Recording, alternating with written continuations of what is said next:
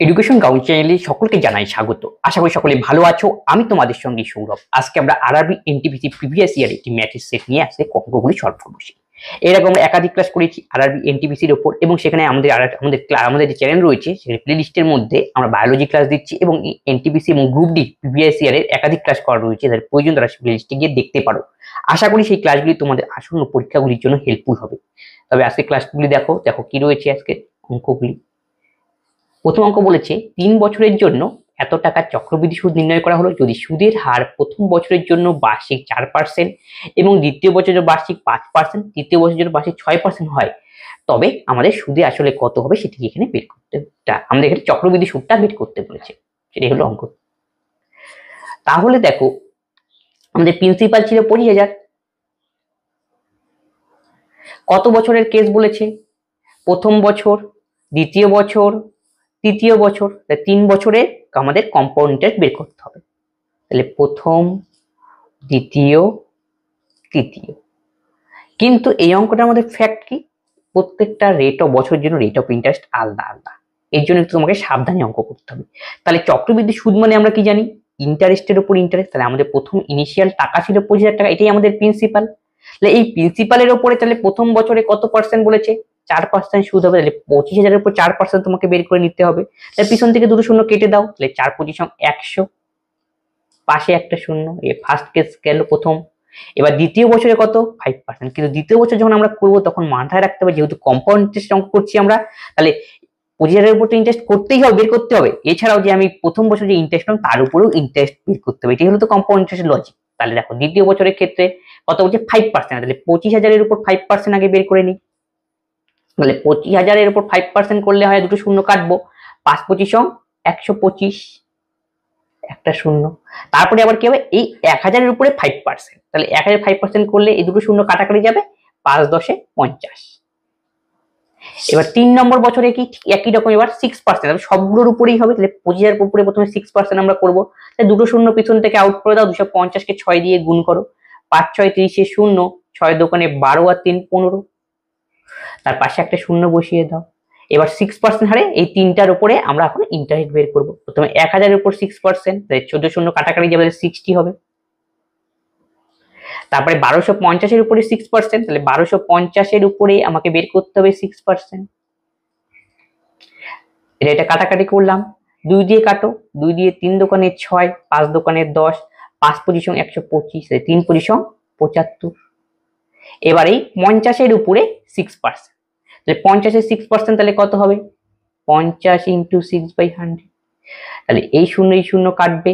৫ দোকানে ১০, ২ দিয়ে ৩ দোকানে ৬। বোঝা গেল ৫০ মানে কি? এটা এমনিও করতে পারতাম। ৫০ এর 6%, তাহলে ৫০টাকে ধরবো, তার 6%, 6 এর 50% করলেও হবে, তার অর্ধেক, এই লজিক। তাহলে দেখো এই টোটালটা যদি আমরা সাম করি তাহলেই আমরা পাবো কম্পাউন্ড ইন্টারেস্ট। সেটাই আমাকে বের করতে বলেছে। তাহলে ৩টা যোগ করি, এই পাশে ৩টা কত হয়? তাহলে ০ ০ই, ৫ ৫ই, ৫ ২ ৭ আর ৩। এখন হাতে আমাদের বাকি রয়েছে এই ৩টা, এই ৩টাকেও যোগ করতে হবে। টোটাল যদি যেটা যোগ করবো সেটাই আসলে কম্পাউন্ড ইন্টারেস্ট। এটাই হলো আমাদের কম্পাউন্ড ইন্টারেস্ট। এই ৩টা আমাকে এখন যোগ করতে হবে। তাহলে ৬০ আর ৫০ কত? ১১০। ১১০ এর সাথে ৭৮ যোগ করতে হবে। ৮ ৮ই, ৭ একে ৮, ৮ ৫ ১৩, ৭ একে ৮ একে ৯, ৩। তাহলে 3938 হবে সঠিক উত্তর, অপশন ডি। দেওয়া তথ্যের মধ্যমা ও, এটা হবে মধ্যমা এবং কি মধ্যমা মানে মিডিয়ান, ও মোডের যোগফল কত? এটা মোডের যোগফল কত? এ মোড ডি। এখান থেকে আমরা বুঝে নেব মধ্যমা আর মোডের কনসেপ্ট। যখন এরকম রাশি বিজ্ঞানের অঙ্ক দিবে রাশি তথ্যের উপর, তখন আমরা কি করব? এই যতগুলো দিয়েছে নাম্বার গুলো ছোট থেকে বড় হিসেবে সাজাবো, মানে ঊর্ধ্বক্রমে সাজাতে হবে। ফার্স্ট কাজ তোমার হলো এটা। তাহলে ঊর্ধ্বক্রমে সাজিয়ে নিই। সবচেয়ে ছোট রয়েছে 16, 16 চলে গেল, 16 হয়ে গেল। এখন 16-র পরে কি নেব আমরা? 18 নেব, 18। তারপরে নেব আমরা 20, 20-র পরে আমরা নেব 25। দেখো 25 দুটো রয়েছে কিন্তু, এই যে 25। তাহলে এখন পড়ে রইল আমাদের কি? 28, 35, 38। 28, 35, কতগুলো সংখ্যা ছিল?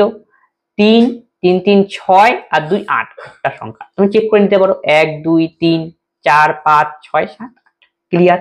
এখন আমরা এখান থেকে শিখবো মধ্যমা, মধ্যমা আর মিডিয়ান, সরি মধ্যমা এবং কি মোট কি। তাহলে মধ্যমা, মধ্যমা মানে কি? মধ্যমা মাঝখানের টার্মটা, টার্ম এখানে কতগুলি রয়েছে? 8টা টার্ম। তাহলে মাঝখানের টার্মটা কি হবে?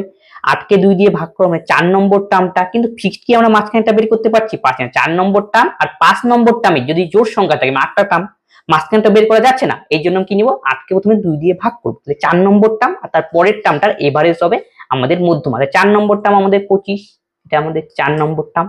এই 5 নম্বর টার্ম আমাদের 25, এটা 4, এটা 5। এদের এভারেজটাই হবে আমাদের মধ্যমা। তাহলে 25 25 50, তাকে 2 দিয়ে ভাগ করলে 25, এই যে মধ্যমা। মোট মানে কি? সবচেয়ে বেশি কোন টার্মটা আছে সেটাই হলো মোট। সবচেয়ে বেশি এখানে রয়েছে 25, দেখো 25 দুবার রয়েছে, তাই মোট আমাকে হবে 25। এখন কি বলতে বলছে? এই দুটোর যোগফল কত, তাই দুটো যোগ করে নাও। 5 5 10। ক্লিয়ার? Option B. একটি ছেলেকে 495 কে 36 দ্বারা গুণ করতে বলা হয়েছে, কিন্তু প্রশ্নের একটি সংখ্যা ভুলের কারণে তার উত্তর আসলো এত প্রাপ্ত হয়েছে, তাহলে কোন সংখ্যা পড়েছে? মানে প্রশ্নের একটি সংখ্যা, এখানে প্রশ্নের একটি অঙ্ক দিলে এটা ভালো হতো, অঙ্ক। তাহলে কোন অঙ্ক সে পড়েছে, ভুল পড়েছে? তাহলে দেখো প্রথমে কি বলা হয়েছিল? 495 কে 36 দ্বারা গুণ করতে বলা হয়েছিল, কোনো একটা অ্যান্সার হতো। কিন্তু প্রশ্নের একটি সংখ্যা ভুল। তাহলে প্রশ্নের একটি সংখ্যা ভুল, তার মানে 495 সংখ্যাটা ভুল রয়েছে তার মানে, আর এখানে 36 রয়েছে। তাহলে তখন যদি করা হয়েছিল তখন গুণ করে যে অ্যান্সারটা সেটা হলো, তখন বেরিয়েছিল ভুল করে 16740। তাহলে আমাকে বের করতে বলছে এখান থেকে যে কিছু তো গুণ করা হয়েছে, গুণ করার ফলে কি এই দুটোর মধ্যে যে অঙ্কর যে পরিবর্তন সেটার কি আমাকে দেখতে হবে। এখানে আমি দেখো কিভাবে করব। তাহলে নিশ্চয়ই এইখানে সংখ্যাটা কত ছিল, ভুল সংখ্যাটা, সেটা বের করার জন্য আমি কি করতে হবে? নিশ্চয়ই ভাগ করতে হবে, যেহেতু দুটো সংখ্যার গুণফলের অ্যান্সার হলো এটা। ভুল সংখ্যাটা বের করো, 16740 ডিভাইডেড বাই 36। এই এবার আমরা 9 দিয়ে কাটাকাটি করব। 9 দিয়ে যদি কাটাকাটি করি, 4 9 36, 9 কে 9, তাহলে 16 থেকে 9 গেলে হয় 7, তাহলে 77, 8 9 72, 5 54, 6 9 54, একটা 0, 4 4 16, 2 18, 4 4 16, 2 26, 4 6 24, 2 20, 4 5 20। তাহলে এখানে বসবে, তাহলে মানে কি 465। তাহলে 465 কে যদি 36 দ্বারা গুণ করা যায় তাহলে অ্যান্সার হবে 16740। তাহলে এখন পরিবর্তনটা কি লক্ষ্য হয়েছে? দেখো 9 এর জায়গায় কি হয়েছে? 6, তার মানে এই জায়গাটাই ঘটনা ঘটেছে। তার মানে 6 এর জায়গায় তাহলে কি 9, এটা কি এই জায়গাটা পরিবর্তন, তাহলে এখানে অ্যান্সার হবে 9। কোন সংখ্যা পড়েছে মানে কোন সংখ্যাটা ভুল হয়েছে সেটাই। একটি দাবা প্রতিযোগিতায় 125 জন অংশগ্রহণ করে, এটি নকআউট ভিত্তিতে খেলা হলে তাহলে পুরো প্রতিযোগিতায় কয়টি ম্যাচ খেলা হয়েছিল? একটা উদাহরণ নিয়ে বোঝো। এ বি সি, তিনটা টিমের মধ্যে খেলা। প্রথমে মনে করো এ আর বি এর সাথে খেলা হলো, তাহলে দুজনের মধ্যে নিশ্চয়ই একজন জিতবে, একজন, আমি বললাম বি হারলো, জিতলো কে? এ। আবার তারপরে যে জিতলো তার সঙ্গে আবার আরেকজনের খেলা হবে, তাহলে এ আর সি এর সঙ্গে যদি খেলা হয় নিশ্চয়ই একজন হারবে, মনে করো সি হারলো, তাহলে জিতলো কে? এ। তাহলে ম্যাচ কতগুলো হলো? দুটো। টিম কত ছিল? তিনটা। তিনটা টিমের জন্য দুটো ম্যাচ, তাহলে 125 জন অংশ, তার জন্য ম্যাচ হবে কত? 124। Option C. একজন ঠিকাদার 350 দিনে 12 কিলোমিটার দীর্ঘ এটি খাল খননের জন্য 35 জন লোক নিয়োগ করে। 200 দিন পর তিনি দেখতে পান যে খালের মাত্র 4.5 কিলোমিটার কাজ শেষ হয়েছে। সময় মতো কাজ শেষ করার জন্য কতজন অতিরিক্ত লোক নিয়োগ করতে হবে? তাহলে দেখো ইনিশিয়াল কতজন ছিল, এই টাইপের, এইটা এরকম, এখানে যে ডাটা দেওয়া রয়েছে পরের থেকে শুরু করতে, প্রথম থেকে শুরু করে আমরা আনসার করতে পারবো না, 200 দিন এখান থেকে শুরু করতে হবে। তাহলে ম্যান সংখ্যা প্রথমে কতজন ছিল? 45 জন মানুষ। কত দিনে কাজটা করতে পারে? 200 দিনে। গেল। তিনি দেখতে পান যে খালের মাত্র 4.5 কিলোমিটার কাজ শেষ হয়েছে, তাহলে মানে কি 45 জন লোক 200 দিনে 4.5 কিলোমিটার কাজ করেছে, এটা হলো ম্যান। পরেরটা হলো ডে, এটা কত কিলোমিটার, কতটুকু কাজ করেছে, মানে ডাব্লুর মান। গেল। তারপরে কি বলছে? এখন বলছে 200 দিনে করেছে, তাহলে কাজ করার কথা কত 350 দিনে, তার মধ্যে 200 দিন কাজ হয়ে গেল, তাহলে পড়ে থাকবে আর কত দিন 150 দিন, বিয়োগ করে দিলাম, এই যে গেল। তারপরে কি বলছে আরো কতজন লোক নিয়োগ করতে হবে, জানি না আমি কতজন, মনে করে একজন আলটিমেটলি ওভারঅল লোক লাগবে, তারপরে বিয়োগ করে কতটা এক্সট্রা লোক হলো তারপরে আমরা বের করবো, এক্স এর মানটাকে বের করলাম, যেটা অ্যান্সার সেটা বিয়োগ করে দেবো, তাহলেই কতটা এক্সট্রা লোক হলো সেটাই আমাকে বের করতে বলছে। এখন কি বলেছে কন্ডিশন মতো সময় মতো কাজ, তাহলে 4.5 কিলোমিটার তো কাজ হয়ে গিয়েছে, তাহলে বাকি রয়েছে আর কত, তাহলে 12 থেকে আমাকে 4.5 আমাকে মাইনাস করতে হবে, এই তাহলে বিয়োগ যদি করা যায় 10 থেকে 5 বিয়োগ করলে 5, আর 12 থেকে 5 বিয়োগ করলে 7, তাহলে 7.5। এখন আমরা time and work related formula use করব, m1 d1 t1 w2 equal to m2 d2 t2 w1।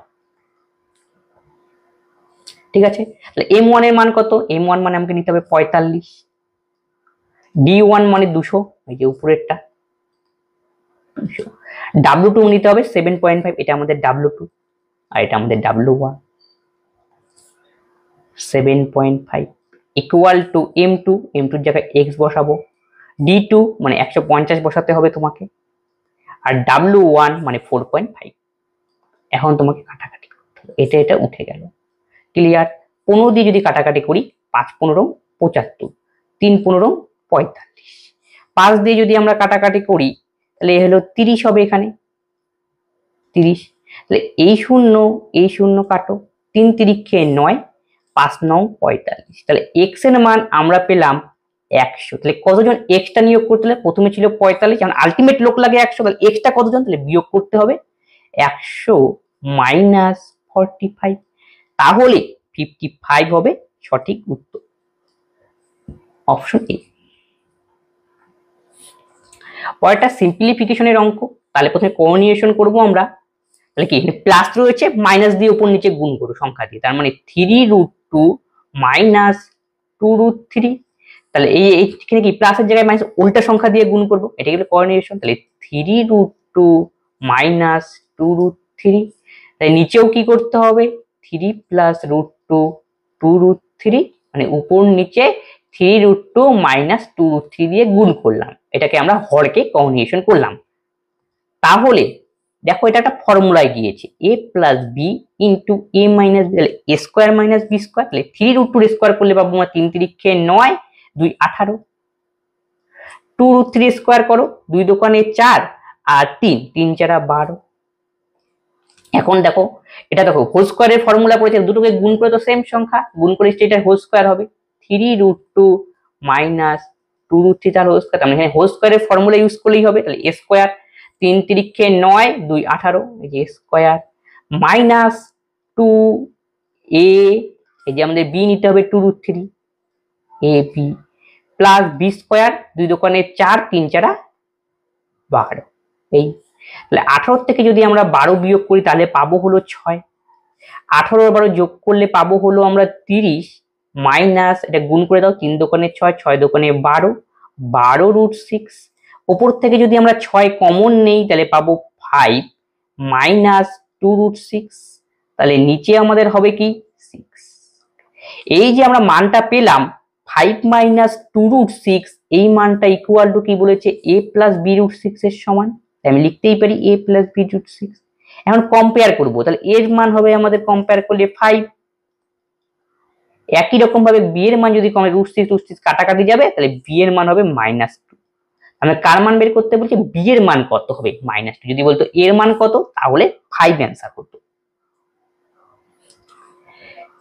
প্রতি 85 টাকা হারে এত মিটার ক্ষেত্র বর্গাকার জমি বেড়া দেওয়ার খরচ কত, জমিতে বেড়া দেবে, বেড়া দেওয়া মানে কি পরিসীমা বের করা, আর পরিসীমা বের করতে গেলে আমাদের দরকার কি বর্গক্ষেত্রের বাহুর দৈর্ঘ্য বের করা, তার মানে এখানে বর্গক্ষেত্রের ক্ষেত্রফল দেওয়া রয়েছে, তাহলে ক্ষেত্রফল থেকে প্রথমে আমরা বর্গক্ষেত্রের বাহুর দৈর্ঘ্য বের করব, তার সাহায্যে যে বাহুর দৈর্ঘ্যটা বেরোবে সেটার সাহায্য নিয়ে আমরা পরিসীমা বের করে তারপরে কত টাকা লাগবে সেটা হিসাব করবো, এই হলো লজিক। তাহলে প্রথমে ক্ষেত্রফল দেওয়া রয়েছে এত, তাহলে মানে বর্গক্ষেত্রের বাহুর দৈর্ঘ্য a ধরলাম, তাহলে বলতে পারি a স্কয়ার বর্গক্ষেত্রের ক্ষেত্রফল বের করার ফর্মুলা, তাহলে a স্কয়ার ইকুয়াল টু 11025, তাহলে a ইকুয়াল টু রুট করতে হবে তোমাকে 1 1025, তাহলে এর বর্গমূল করো 11025। পেছন থেকে জোড়া করতে হবে, এককে 1, 10 নামবে, 1-এর ডাবল 2, তারপরে আরেকটা সংখ্যা নামাতে হবে অগত্যা, তাহলে 0, তাহলে এটা হবে 25। তাহলে 25 হয়ে গেল, তাহলে 5 দিয়ে মিলছে, 5 থেকে তো 5 দিয়েই যাবে, তার মানে 105। এর মান পেলাম আমরা 105। এ মানে এই বর্গক্ষেত্রটার বাহুর দৈর্ঘ্য হলো 105। তাহলে বেড়া দেবে মানে পরিসীমা বের করতে হবে, তাহলে বর্গক্ষেত্রের পরিসীমা বের করে 4টা বাহু তো সমান, তাহলে 4 গুণন বাহুর দৈর্ঘ্য, তাহলে 4 × 105, এত মিটার হলো বর্গক্ষেত্রের পরিসীমা। এখন বলছে মানে প্রতি মিটারে 1 মিটারে 85 টাকা খরচ হবে, এত মিটারে কত খরচ হবে? এখন প্রাইস বের করতে গুণ করে দিলেই হবে, যেহেতু 1 মিটারে এত টাকা হয়, তাহলে এত মিটারে কত হবে? 4 × 105 × 85। 4 দিয়ে যদি আমরা গুণ করি, 4 × 5 = 20, 0, 4 × 5 = 20, 0, 4 × 5 = 20, 0, 2, 4 × 4, 420 কে গুণ করতে হবে 85 দিয়ে, 85, 420, 5 দোকানে 10, 8 দোকানে 16, একে 17, 4 × 5 = 20, 0, 4 × 32, আর 2 34, 0, 0, 7, 7, 4, একে 5, 3, তাহলে 3570, পাশে একটা 0, দেখো কোনটাতে রয়েছে? Option B. পরেরটা একটা সিম্পলিফিকেশন টাইপের অঙ্ক, এখান থেকে বলেছি এর মান কত হবে। এটা দেখো একটু ভালো করে লক্ষ্য করো, অঙ্কটা একটা ফর্মুলা চলেছে, 2.1 কে যদি a ধরি তাহলে এটাও a, এটাকে যদি b ধরি এটাও b, তাহলে বোঝা যাচ্ছে একটা মাইনাস রয়েছে, এখানে একটা 2 রয়েছে, আবার দেখো এখানে b, এখানে এর মানটা দেওয়া রয়েছে, তার মানে বোঝা যাচ্ছে এটা a² - b² বা a - b তার হোল স্কয়ার, যেটা কোনো ফর্মুলাতে যাওয়ার সম্ভাবনা রয়েছে। তাহলে a = 2.12, তাহলে আমি বলতে পারি, একে লিখতে পারি 2.1 তার স্কয়ার মাইনাস 2, কিন্তু এর মানটা কিন্তু আমাদের জানা নেই। আচ্ছা, এর মানে a, তো এর মানটা এমনি b হিসাবে হবে, এখন এটাকে মনে মনে a ভাবো, b টাকে a হিসাবে ভাবো, প্লাস 0.6, তাহলে 0.6 হোল স্কয়ার। একটু লক্ষ্য করি আমরা, তাহলে এর জায়গায় যদি আমি 0.6 বসাই, সাপোজ, বসানোর পরে নিশ্চয়ই একটা তখন a - b হোল স্কয়ারের ফর্মুলা যাচ্ছে না, দেখো a² - 2a, a মানে হলো এখানে 2.1, আর এখানে এর মান দেওয়া রয়েছে, কিন্তু আসলে 0.6 আমাদের b, এই এটা কিসের ফর্মুলা গেল? 2.1 - 0.6 তার হোল স্কয়ারের। তাই এটা যদি ক্যালকুলেশন করি তাহলে কি আসবে? তাহলে 11 থেকে 6 গেলে 5, 2 এর থেকে 1 গেলে 1, তার মানে 1.5 স্কয়ার। অ্যান্সারে কত ছিল? 1.5 স্কয়ার, তো মিলে গেল। কি বসানোর জন্য মিললো? 0.6 বসালাম, তাই তো 2.1 দেওয়াই ছিল, তাহলে 0.6 আমরা ব্যবহার করলাম, তাহলে এর জায়গায় কত বসানো হলো? 0.6 বসানো হলো, তারপরে একটা কি হোল স্কয়ারের ফর্মুলা গেল, এবং তখন ক্যালকুলেশন করলাম, দেখলাম কি 1.5 তার স্কয়ার অ্যান্সার আসছে। তার মানে বোঝা গেল যে এখানে এর জায়গায় বসবে 0.6, এখানে b আমি ধরে নিয়েছি মানে 2ab বোঝানোর জন্য।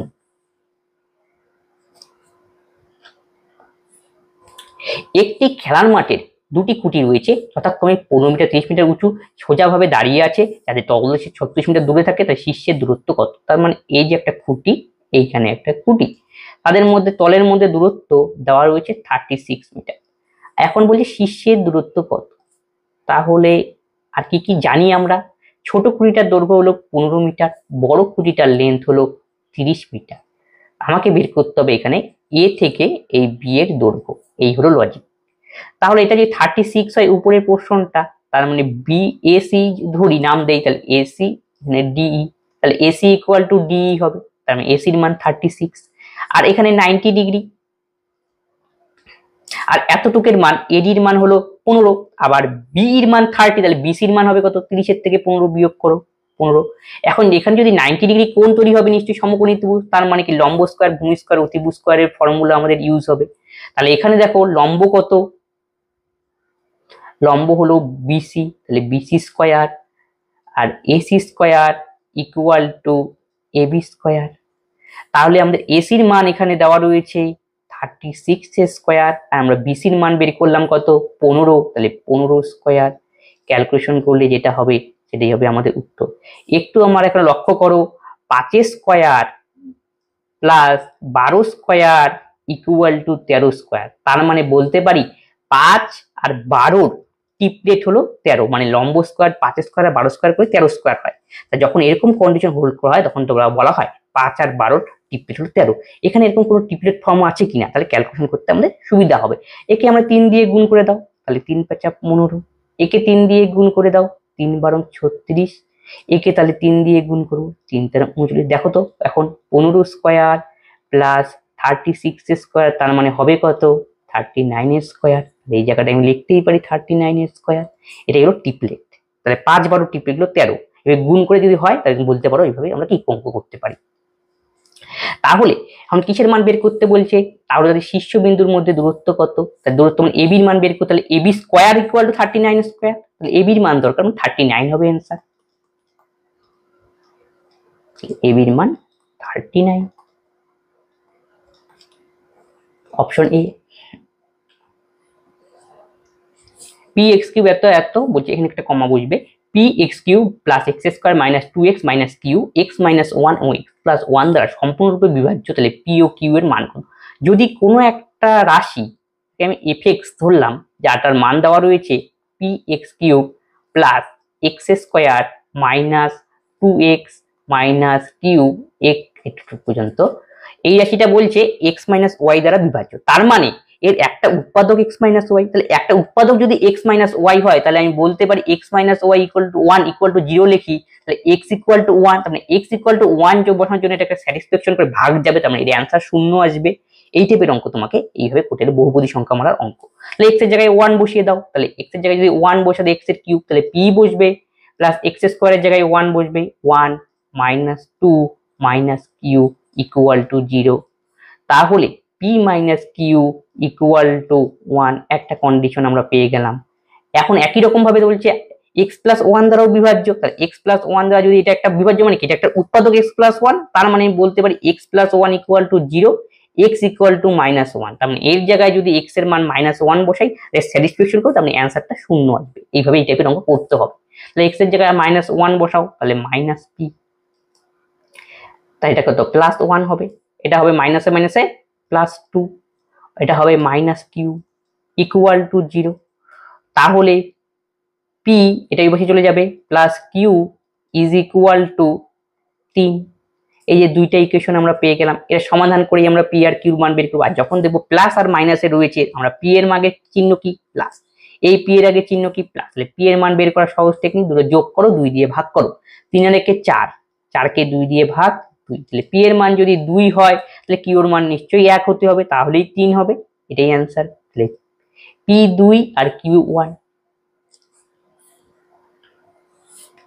এত এত সমানুপাতিক থাকে তবে x এর মান নির্ণয়, সমানুপাতিক থাকা মানেই আমি বলতে পারি 9/x ইকুয়াল টু x/49, তাহলে x square equal to 9 into 49, তাহলে x ইকুয়াল টু বর্গমূল করব, তাহলে 3 × 7 = 21, অপশন। দুটি সংখ্যার গসাগু লসাগু যথাক্রমে এত এবং এত, তাহলে সংখ্যাটিকে যদি 2 দ্বারা ভাগ করা হয় ভাগফল 44 হবে, দ্বিতীয় সংখ্যাটি কত। দুটি সংখ্যার গসাগু 44 এবং লসাগু দেওয়া রয়েছে 264। এখন বলছে যদি সংখ্যাটিকে 2 দ্বারা ভাগ করা হয় ভাগফল এত, মানে কি a আর b মনে করো দুটি সংখ্যা ছিল, তাহলে একটি সংখ্যার কথা এখানে বলছি, একটি সংখ্যাকে যদি 2 দ্বারা ভাগ করা হয় তবে অ্যান্সার আসে 44। তো সংখ্যাটা আলটিমেটলি কত, একটা সংখ্যা এখান থেকে বের করতে পারবো দুটো সংখ্যার মধ্যে, a ইকুয়াল টু 88, তাহলে a আর b এর মধ্যে একটি সংখ্যা আমরা পেয়ে গেলাম 88, তাহলে বলছে আরেকটা সংখ্যা কত b এর মান। এটা করার জন্য আমরা কি জানি, লসাগু গুণন গসাগু ইজ ইকুয়াল টু সংখ্যা দুটির গুণফল, এটাতে মান বসাও মান বের করো, তাহলে b এর মান দরকার, লসাগু ইনটু গসাগু 44 ইনটু 264 ডিভাইডেড বাই 88, 2 দিয়ে কাটাকাটি করো, তাহলে 132, অপশন সি। একটি বৈদ্যুতিক খুঁটির ছায়া 28 মিটার লম্বা, যখন কাছাকাছি এটি 8 মিটার উঁচু হয় তবে ছায়া 14 মিটার হয়, তাহলে খুঁটির উচ্চতা কত। যখন তাহলে মানে 14 মিটার খুঁটির লেন্থ, 8 মিটার উঁচু গাছের ছায়া, আচ্ছা তাহলে শ্যাডো যখন 14 তখন খুঁটির লেন্থ কত ছিল 8, তাহলে ছায়ার দৈর্ঘ্য যদি 1 তখন খুঁটির লেন্থ কত হবে 8/14, যদি ছায়ার দৈর্ঘ্য 28 হয় তাহলে খুঁটির লেন্থ কত হবে 8/14 ইন্টু 28, অ্যান্সার দাঁড়াবে 16। তিনটি ভিন্ন চৌরাস্তা ট্রাফিক লাইট যথাক্রমে 48 সেকেন্ড, 72 সেকেন্ড এবং এত সেকেন্ডে পরিবর্তিত হয়, তাহলে একসাথে 8টা 20-তে জলে তাহলে পরিবর্তিত হয়, তাহলে তারা আবার একসাথে কত সময় পর পরিবর্তন হবে? তার মানে কি অন্তর অন্তর টাইপের অঙ্ক, তাহলে লসাগু তোমাকে করতে হবে। তাহলে 48, 72 আর 108 লসাগু করে দাও। 12 দিয়ে যাবে, 4 বারং 48, 6 বারং 72, 9 বারং 108, 3 দিয়ে দেই 4, 2, 3, 2 দিয়ে দিলে পাবো 2, 1 এবং 3। এবার লসাগু করে দাও। তাহলে 2 দোকানে 4, 3 4 12, 2 দোকানে 4, 3 4 12, 3 বারং 36, 3 বারং হলো 36, 2 দোকানে 4, 3 4 12। তাহলে 6 বারং 72, 72 এর 2 হাতে এলো 7, 3 বারং 36 আর 7 হবে 43, 6 বারং 72 এর 2, 3 40 43। তাহলে লসাগু হলো আমাদের কত? এলসিএম 432, এত কি সেকেন্ড। একে মিনিটে এখন কনভার্ট করব, তাহলে 7 দিয়ে ভাগ করতে হবে, 7 দিয়ে দাও 420, তাহলে 12। তাহলে এটা কি ছিল? সেকেন্ড। তাহলে এখানে হবে সেকেন্ড, এটা হবে মিনিট। তাহলে 7 মিনিট 12 সেকেন্ড। তাহলে কখন তারা জড়েছিল একবার? 8টা 20 মিনিটে।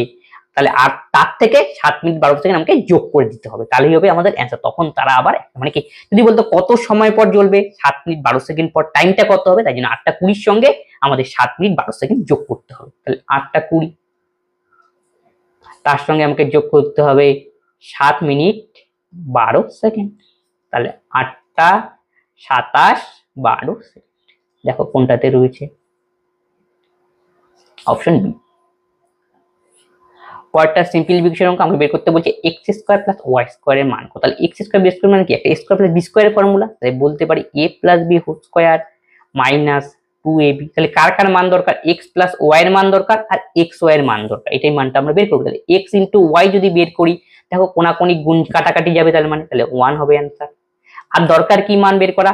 x প্লাস y এর মান বের করা। তাহলে x প্লাস y এর মান আমরা বের করে নিই। তাহলে x এর মান আমাদের √3 প্লাস 1, √3 মাইনাস 1 প্লাস y এর মান √3 মাইনাস 1 ডিভাইডেড বাই √3 প্লাস 1। তাহলে লসাগু করবো, লসাগু করলে দেখো এই দুটো গুণ হবে, তার মানে আলটিমেটলি a স্কয়ার মানে b স্কয়ারের ফর্মুলা যাবে। তাহলে 3 মাইনাস 1 কত? 2। তাই √3 প্লাস 1 ইন্টু √3 প্লাস 1 গুণ হবে, তাহলে √3 প্লাস 1 তার হোল স্কয়ার। একই রকম ভাবে √3 প্লাস 1 √3 মাইনাস 1 সেটা গুণ হবে, তাহলে হোল স্কয়ার হয়ে যাবে। এখন দেখো এটা ফর্মুলায় গিয়েছে a plus b whole square a minus b whole square, তার মানে কি তার মাঝখানে প্লাস রয়েছে, এটার formula 2 into a square plus b square এর ফর্মুলাতে। a স্কয়ার মানে কি? a মানে √3 স্কয়ার, √3 স্কয়ার হলো 3, আর b মানে 1, 1 স্কয়ার মানে 1, এর নিচে 2, 3 1 4। এখন মান বসাও, x প্লাস y এর জায়গায় বসাবো 4, 4 4 16 মাইনাস 2 ইনটু 1, 16 থেকে 2 গেলে অ্যান্সার হবে 14। মাটি থেকে 120 মিটার দূরে একটি বিন্দু থেকে একটি টাওয়ারের উচ্চতা 60 ডিগ্রি, তবে টাওয়ারের উচ্চতা নির্ণয় করো। মাটি থেকে যে 120 মিটার দূরে এই যে একটা টাওয়ার, এই কোণ রয়েছে 60 ডিগ্রি, তাহলে বলছে এই টাওয়ারের উচ্চতা কত, মানে এবির মান আমাকে বের করতে বলছে। তার মানে কি এখানে ট্রিগোনোমেট্রিক রিলেশন আমরা ইউজ করব, লজিক ইউজ করব। তাহলে এবি বাই 120, তার মানে কি এবি বাই বিসি নিলাম, মানে লম্ব বাই ভূমি। লম্ব বাই ভূমি মানে আমরা জানি tan 60 ডিগ্রি, tan থিটা, লম্ব বাই tan থিটা মানে কোণ 60 ডিগ্রি, 60 ডিগ্রি এবি 120, আর tan 60 ডিগ্রির মান হলো √3। তাহলে এবি equal to 120 √3, option A. 22 centimetre ক্ষেত্রফল বিশিষ্ট বর্গাকার তারের টুকরো রয়েছে, যদি একই তারের টুকরো দিয়ে একটি বৃত্ত তৈরি করা হয় তাহলে সেই বৃত্তের ক্ষেত্রফল কত। তার মানে কি একটা বর্গাকার টুকরো রয়েছে, তাহলে বর্গাকার টুকরো মানে কি তার ক্ষেত্রফলটা দেওয়া রয়েছে। তাহলে বর্গক্ষেত্রের বাহু দৈর্ঘ্য a ধরলাম, তাহলে a স্কয়ার ইকুয়াল টু 22, তাহলে a ইকুয়াল টু √22, তাহলে বর্গক্ষেত্রের বাহু দৈর্ঘ্য পেয়ে গেলাম। এখন কি বলছে, সেই তারের টুকরো দিয়ে একটি বৃত্ত তৈরি করা হলো, তাহলে এই যে বর্গক্ষেত্রকার টুকরো রয়েছে সেটাকে ভেঙে একটা বৃত্ত করা হলো, তাহলে বলছে সেই বৃত্তের ক্ষেত্রফল কত হবে। তার মানে একটা বর্গক্ষেত্রকে ভেঙে একটাকে বৃত্ত তৈরি করা হলো, তার কি তার দিয়ে এইটা যে তারটা পাবো, এই তারটা মানে কি বর্গক্ষেত্রের 4টা বাহু আছে সেটাকে ভেঙেই গোলটা তৈরি করা হয়েছে, তার মানে এখানে রিলেশন কি? পরিসীমার সঙ্গে রিলেশন। তাহলে পরিসীমা, তার আমরা বলতে পারি এই বর্গক্ষেত্রের পরিসীমাও যা এই বৃত্তের পরিসীমাও তা। এই হলো লজিক। ঠিক আছে, তার দিয়ে নেওয়া হয়েছে ক্ষেত্রফল না কি। তাহলে বর্গক্ষেত্রের পরিসীমা কত হয়? বর্গক্ষেত্রের ফর্মুলা হলো 4 ইন্টু বাহুর দৈর্ঘ্য। এটা হলো বর্গক্ষেত্রের পরিসীমা। এটা ইকুয়াল টু কি হবে? যেহেতু বর্গক্ষেত্র দিয়ে বৃত্ত তৈরি করা হয়েছে, তাহলে বৃত্তের পরিসীমার সমান, তাহলে বৃত্তের পরিসীমা বের করার ফর্মুলা 2 পাই আর। পাই এর মান 22/7 আর আর মানে যে বৃত্তটা তৈরি করা হয়েছে তার ব্যাসার্ধ। এই তাহলে এখান থেকে আর এর মানটা আমরা বের করব, 2 দোকানে 4। তাহলে আর ইকুয়াল টু তাহলে আমরা পাবো 7 দোকানে 14 √22/22। এখন কি বলছে? সেই বৃত্তটার ক্ষেত্রফল, বৃত্তের ব্যাসার্ধ তো আমরা জানা হয়ে গেল, বৃত্তের ব্যাসার্ধের মান হলো এত। বৃত্তের ক্ষেত্রফল বের করার ফর্মুলা হলো পাই আর স্কয়ার। তাহলে এখানে পায়ের মান আমরা বসাবো 22/3, আর ইকুয়াল টু এত, তার স্কয়ার, তাহলে 14 × 14, √22 এর স্কয়ার করলে হবে আমাদের 22, আর নিচের 22টা বসবে দুবার, যেহেতু স্কয়ার করা হলো। টাক টাক কাটা হয়ে গেল। 7 দোকানে 14, 14 দোকানে 28, এত সেন্টিমিটার স্কয়ার। এটাই হলো বৃত্তের ক্ষেত্রফল। সর্ববৃহৎ 3 অঙ্কের সংখ্যা এবং সর্ববৃহৎ 4 অঙ্কের সংখ্যার মধ্যে কতগুলি সংখ্যা রয়েছে যা 5 দ্বারা বিভাজ্য? সর্ববৃহৎ 3 অঙ্কের সংখ্যা হলো 3টা 9, সর্ববৃহৎ 4 অঙ্কের সংখ্যা মানে 4টা 9। তাহলে এর মাঝখানে কতগুলি সংখ্যা রয়েছে যা 5 দিয়ে বিভাজ্য? 999 এর পরের সংখ্যা যেটা 5 দিয়ে ভাগ করলে মিলবে সেটা কোন সংখ্যা? সবাই বলে 999, আর 5 দ্বারা মানে কি? কোন সংখ্যা সে 0 অথবা যদি 5 থাকে সেই সংখ্যা 5 দ্বারা বিভাজ্য। ঠিক তো? তার মানে 999 সঙ্গে যদি 1 যোগ করি, 999 পরের সংখ্যাটাই নেই, সেটা হবে 1000। তাহলে 1000 এ 0 থাকবে, তার মানে কি প্রথম 999 পরে প্রথম সংখ্যাটা যেটা 5 দ্বারা বিভাজ্য সেটা হবে 1000। তাই 999 এ তো ভাগ যাচ্ছে না, 999 পরে প্রথম সংখ্যা যা 5 দ্বারা বিভাজ্য সেটা হলো 1000, তাই এটা হলো এর মান। এবং শেষে কোনটা রয়েছে? 999। নিশ্চয়ই কি সে 999 তো 5 দিয়ে যায় না, নিশ্চয়ই তার সংখ্যাগুলো কোথায় লুকিয়ে আছে? যেহেতু 999 থেকে 9999 এর মধ্যে বলেছে, তার মানে 999 আগে লুকিয়ে রয়েছে শেষের দিক থেকে যদি দেখি, সেই সংখ্যাটা হবে কত?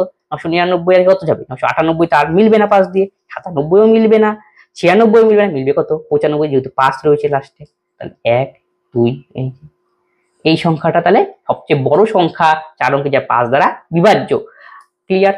এটাই শেষ নম্বরটা। এখন বলছে এই যে দুটো নম্বর পেলাম আমরা, এই দুটো নম্বরের মাঝখানে মধ্যে কতগুলি সংখ্যা আছে যা 5 দ্বারা বিভাজ্য। এই টাইপে দেখো, যেহেতু 5 দ্বারা বিভাজ্য তাহলে প্রথম সংখ্যাটা 1000, পরেরটা নিশ্চয়ই 1005 হবে। তাহলে নিশ্চয়ই 5 করে করে বাড়বে, তার মধ্যে ডিফারেন্সটা সবসময় 5 হবে। তার মানে থাকবে কি এরকম ডিফারেন্স, যদি সবসময় পরেরটা হবে কত? 1010।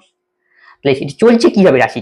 রাশিটা চলছে হলো সমান্তরাল প্রগতিতে। তার মানে যখন ডিফারেন্সটা সমান হয় তাকে বলা হয় সমান্তরাল প্রগতি। এর জন্য সমান্তরাল প্রগতির শেষ টার্ম বের করার ফর্মুলা রয়েছে, সেটা হলো tn equal to a plus n-1 into d।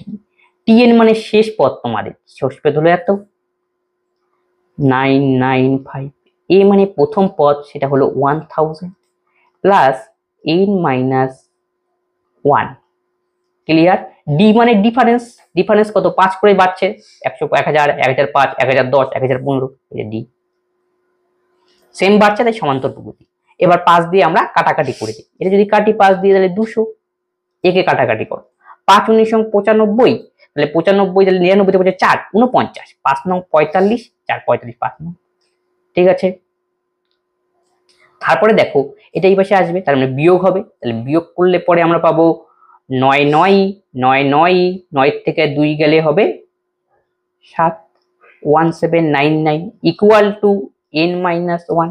তাহলে n ইকুয়াল টু কত? 1799 এর সঙ্গে 1 যোগ, তার মানে 1800। এটাই বের করতে হবে আমাদের। তাহলে কতগুলি সংখ্যা ছিল? 1800। পরেরটা গড় বের করার সময় কি? তথ্যকে পুনরাবৃত্তি দিয়ে গুণ করব, তার যতগুলো পুনরাবৃত্তি রয়েছে সাম সেটা দিয়ে ভাগ করব। তাহলে গুণ করে দাও, 10 দোকানে 20, 4 15 60, 30, 3 20 60, 7 দিয়ে 25, 5 7 35, 7 2 14 3 17, 6 দিয়ে 30 তাহলে হবে 180, 4 দিয়ে 30 হবে 120, 5 5 25, 222। এবার যোগ করো, তাহলে কত হয়? 5 5 10, হাতে হলো 1, তাহলে 2 1 3, 3 2 5, 8 5 13, 7 20, 26, 6 32, আর 2 35, 32 2 34, 5 5 10, 2 2 4, আর 4 12, 5 5 10 হাতের হলো 1, তাহলে 2 2 4, 8 4 12, 7 19, 6 25, 6 31, 2 32, 33,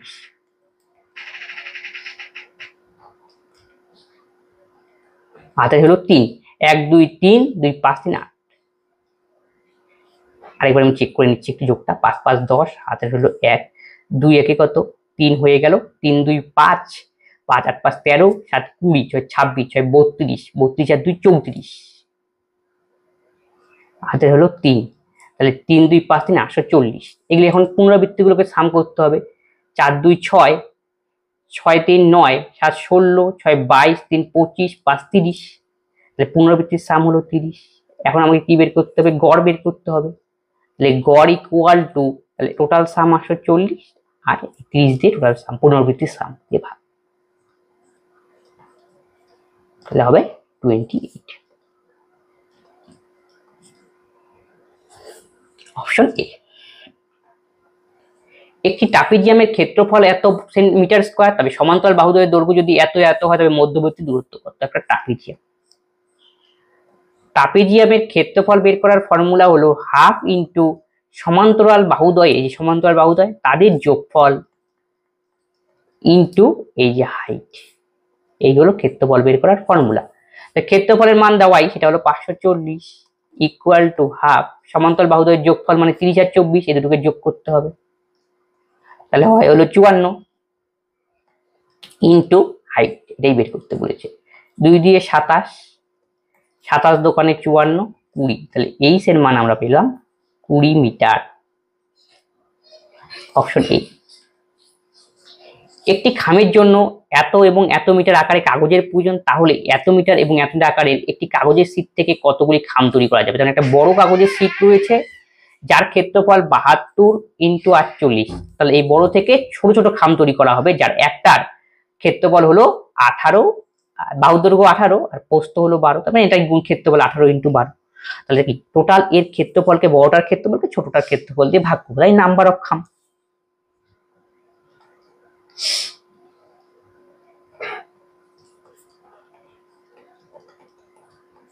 চার 18 72, 4 12 48, তাহলে 16 হবে সঠিক উত্তর। Option C.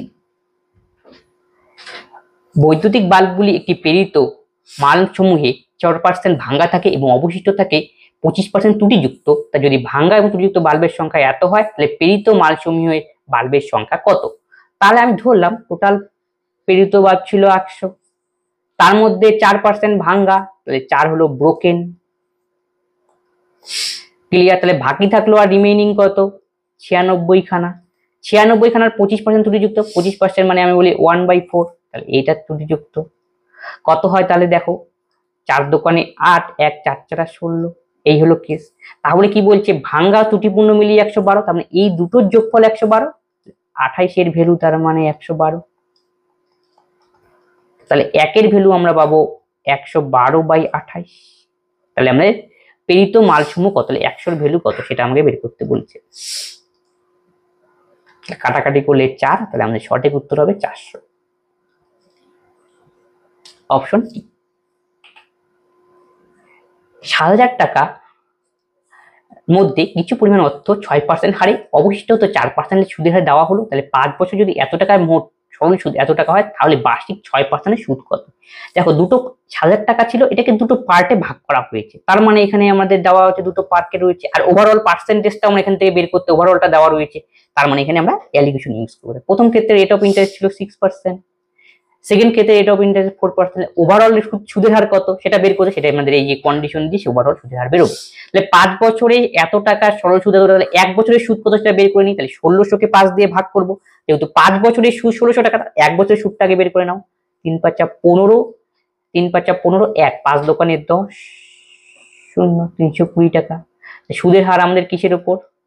7,000 প্রিন্সিপালের উপর ইন্টু 100, 5 2 3 5 15, 1 10, তাহলে এই দুটো শূন্য, এই দুটো শূন্য, কাটাকাটি, তাহলে 32/7 হলো আমাদের সুদের হার। এবার আমরা অ্যালিগেশন। 4 7 28, 32 থেকে 28 গেলে 4/7, 6 7 42, 32 থেকে 42 গেলে 10/7, 2:5। ক্লিয়ার? টোটাল টাকা ছিল আমাদের 7,000, তাহলে আমি বলতে পারি টোটাল মানে কত, 2 + 5, তাহলে 7-এর ভ্যালু 7,000, তাহলে 1-এর ভ্যালু 1,000, আমাকে বের করতে বলি 6% ক্ষেত্রে ভ্যালু 6% 2, তাহলে 2000 হবে সঠিক উত্তর, অপশন এ। একটি রম্বসের ক্ষেত্রফল নির্ণয় করো যার পরিসীমা হলো এত এবং কর্ণের দৈর্ঘ্য এত, তবে রম্বসের ক্ষেত্রফল কত? রম্বসের ক্ষেত্রফল বের করার ফর্মুলা রয়েছে হাফ ইন্টু কর্ণদ্বয়ের গুণফল। একটা কর্ণ জানি, কিন্তু আমাকে আরেকটা কর্ণ যদি আমরা বের করতে পারি তাহলে রম্বসের ক্ষেত্রফল বের করতে হবে। তাহলে আরেকটা কর্ণ বের করার জন্য আমাদের ক্লু রয়েছে পরিসীমা। রম্বস মানে কি? রম্বস মানে যা চারটা বাহুই সমান হবে কিন্তু কোনো কোণই সমকোণ নয়। আবার রম্বসের প্রতিটা কর্ণ পরস্পরকে সমান দুভাগে ভাগ করে এবং প্রতিটা কর্ণের মধ্যে 90 ডিগ্রি কোণ তৈরি হয়। এই হলো লজিক। তাহলে পরিসীমা রয়েছে আগে 16, তাহলে রম্বসের পরিসীমা সূত্র কি? রম্বস চারটা হতো সমান, তাহলে 4 ইন্টু বাহু ইকুয়াল টু 116। তাহলে এর ভ্যালু 4 দোকানে 8, 11 থেকে 8 গেলে 3, 36, এর মান 29, তাহলে এর মান 29। তাহলে রম্বসের প্রতিটা বাহুর মান আমরা পেলাম 29, এটা 29, এটা 29, এটা 29, এটা 29 গেল। এখন কি বলছে? রম্বসের একটি কর্ণ, কিন্তু একটা কর্ণের মান জানি আমরা, আরেকটা কর্ণের মান বের করতে হবে। এটা যদি 29 হয় তাহলে ভালো করে লক্ষ্য করো, আর এখানে দেখো কি দেওয়া রয়েছে পরিসীমাগত, ওইটা 29 মান বের করলাম, আরেকটা কোণের মান আমাদের দেওয়া হচ্ছে 42, তাহলে কর্ণদ্বয় কি বলছি পরস্পর সমান ভাগে দুই ভাগে ভাগ করে, তাহলে এটা যদি 42 হয় তাহলে উপরের পোর্শনটা 21 হবে আর নিচের পোর্শনটাও 21 হবে। বাস, আমাদের দরকার কি, এই নামটা দিয়ে বুঝিয়ে দিচ্ছি, ও আর এ পোর্শনের মান বের করা, আর এখানে সি দিয়ে দাও। তাহলে এসির মান আমরা হলো অতিভুজ, যেটা রম্বসের বাহুর দৈর্ঘ্য 29, এবং ও এ লম্ব ধরতে পারো ভূমিবাহু ধরতে পারো, সেটাতে কোনো অসুবিধা নেই। ওসি আমাকে বের করতে হবে ওয়ে, তাহলে ও এর মান যেটা বের করব তাকে যদি 2 দিয়ে গুণ করে দেই তাহলেই অপর কর্ণের মান বেরোবে, যেহেতু রম্বসের কর্ণদ্বয় পরস্পরকে সমান দুই ভাগে ভাগ করে। তাহলে লম্ব স্কয়ার প্লাস ভূমি স্কয়ার অতিভুজ স্কয়ার, তাহলে অতিভুজ আমাদের এসি স্কয়ার, তাহলে 29 square equal to way square plus 21 square. তাহলে 29 স্কয়ার করলে আমরা পাই 841, আর 21 স্কয়ার মানে 441, এই পাশে চলে গেল, তাহলে ওয়ে স্কয়ার বিয়োগ করলে হবে 400, আর 400 বর্গমূল করলে আমরা পাবো 20, তাহলে ওয়ে ইকুয়াল টু 20, তাহলে ও এর মান 20। তাহলে ও এর মান যদি 20 হয় তাহলে কর্ণের দৈর্ঘ্য কি বলছি তার দ্বিগুণ হবে, তাহলে কর্ণের দৈর্ঘ্য হবে 20 দোকানে 40। এটা একটা আমাদের কর্ণ পেয়ে গেলাম, এটা হলো একটা ডায়াগোনাল। আরেকটা ডায়াগোনালের মান তো আমরা জানি, সেটা অপর ডায়াগোনালের মান হলো 42। এবার আমরা কর্ণদ্বয় ক্ষেত্রফল সহজেই বের করে দিতে পারবো। তাহলে ক্ষেত্রফলের ফর্মুলা হাফ ইন্টু কর্ণদ্বয়ের গুণফল 40 ইন্টু 42, কাটাকাটি করলে 20, তাহলে 42 দোকানে 84, 840। পরেরটা একটা সিম্পলিফিকেশন অঙ্ক, বর্গমূল প্রথমে করতে হবে, 81 বর্গমূল করলে 9, 0.81 বের করলে 0.9, 0.09, তাকে করতে হবে গুণ এতর বর্গমূল দিয়ে, তাহলে একটি দুটো শূন্য, চারটা আছে দুটো শূন্য হবে, তার মানে একটা 1 দুটো শূন্য। এবার আমরা গুণ করে নাও, তাহলে আমরা এইভাবেও করতে পারি 9 9 9, সরি প্রথমে সব যোগ ছিল, যোগ হবে। এবার তোমরা যোগ করো 9.99 ইন্টু 100, গুণ করলে কি হবে, দুটো শূন্য দশমিকের পর 2 ঘর উঠে যাবে, তাহলে 3টা 9, অপশন এ। তবে আজকে ক্লাসে এই 25খানা অঙ্ক ছিল, এগুলি প্রিভিয়াস ইয়ারে আসা, তবে এই অঙ্কগুলি সলভ করে দেওয়া হলো। যদি কোনো অঙ্কে তোমাদের ডাউট হয় অবশ্যই তোমরা কমেন্ট বক্সে কমেন্ট করবে, বন্ধুদের সঙ্গে এই ক্লাসগুলি শেয়ার করে দাও, যাতে সকলেই এই ক্লাসগুলি থেকে উপকৃত হয়। তবে আজকে ক্লাস আমরা এখানেই শেষ করছি, পরবর্তী ভিডিওতে আবার দেখা হচ্ছে, ধন্যবাদ।